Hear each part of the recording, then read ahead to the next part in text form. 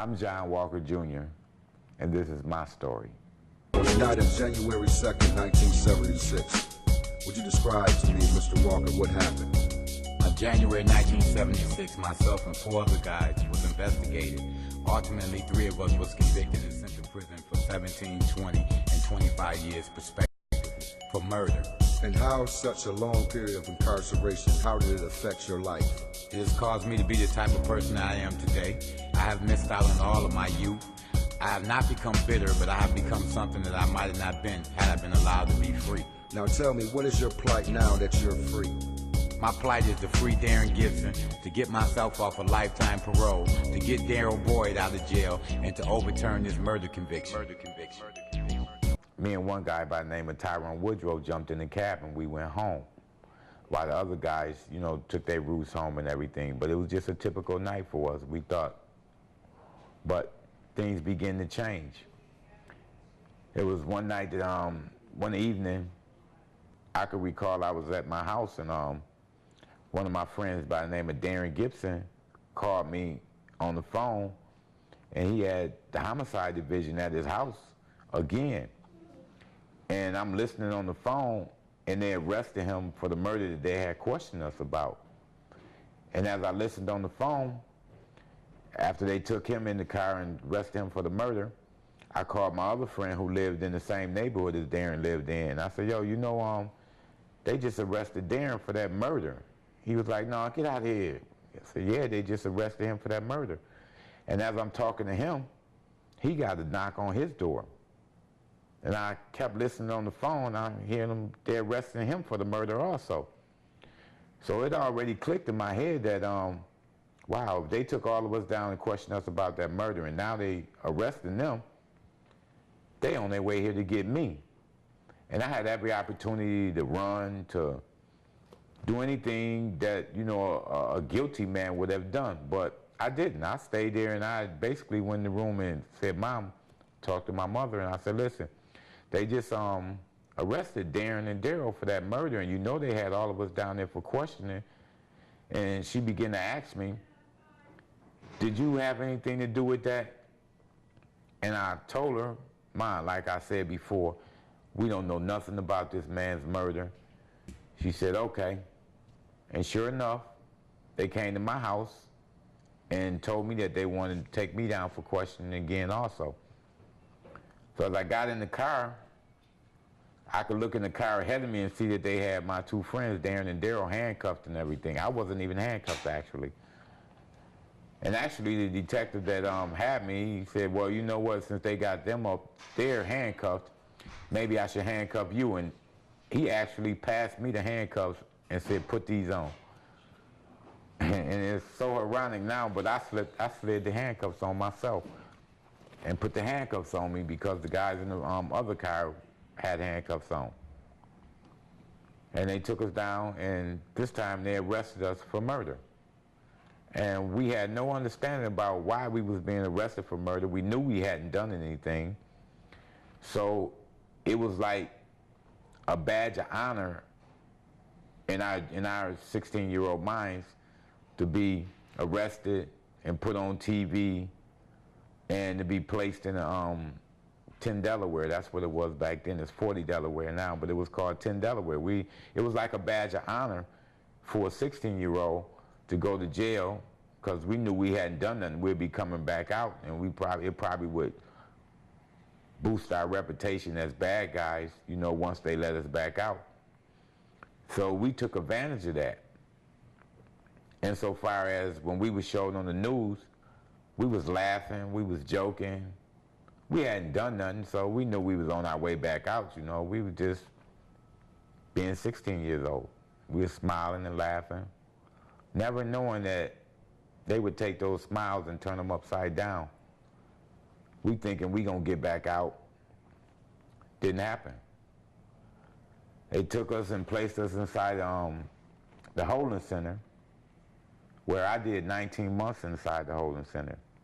And all the time while we was in the holding center, we still thinking that we was on our way home. They would have to release us because there's nothing, no kind of evidence that could ever say that we had anything to do with the death of Mr. William Crawford.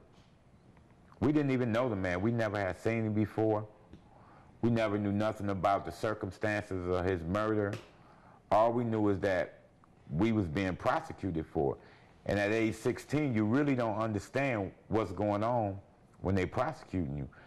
I can recall myself doing trial, sitting at the table playing tic-tac-toe while the lawyer did whatever it was he was doing, which turned out not to be good, for me at least.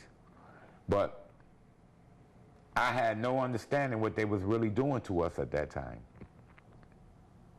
So after we was convicted, I was convicted of in June of 1977 and was sentenced.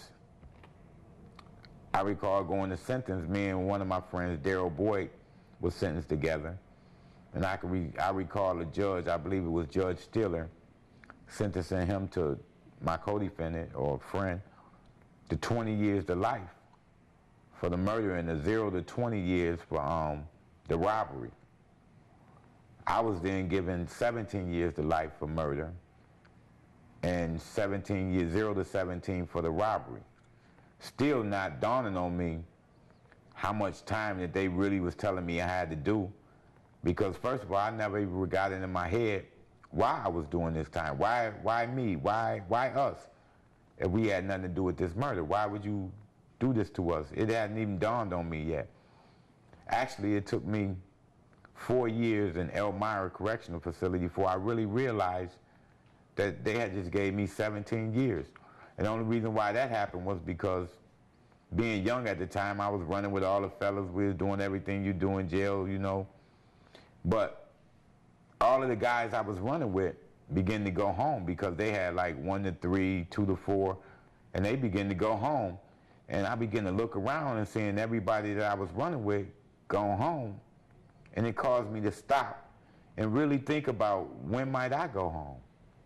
And when I really sit down and calculated and understood in my mind when they were saying I was going home or had a shot to go home, it was like taking a ton of bricks and hitting me with it. It really like bothered me. It bothered me to the point where I no longer wanted to be in Elmira. So I transferred out. I put in a transfer to Attica. It was only because it was closer to home I wanted to go to Attica. Even though I realized that Attica had all of the tough guys, the older guys and everything, I wanted to be closer to home. So I put in a transfer to Attica, where I spent 9.5 years in Attica. And only reason what really kept me sane there, I would say, was my family coming to see me and the fact that I was able to participate in football. Football was my whole life in jail. It told me, it was my calendar for the years going by, and I indulged deeply in football, coaching, playing, whatever. And then there came a time where I began to want to go home then, so I said I got to get out of Attica. And I put in the transfer and went to Collins Correctional Facility. During my time in Collins facility, I did everything I could to help others going home. I worked in what was called a pre-release center, and I helped prepare guys to go home from there. And my opportunity came when people from Albany used to come there and tour the facility and see what programs we had going on there. And I began to talk about how if a guy spent a lot of time in jail, there need be a program for him so that he can be ready to go home. And they had a program like that. It was called work release. But it wasn't for guys who had crimes such as mine, murder or violent crimes. But I began to talk to him, and somehow me and other guys that was in the same predicament, we persuaded them to believe that work release is more conducive to somebody who done a lot of time in jail going home and being successful. And so we was like ones they would try it out on. And I got a work release. I was accepted in work release. And my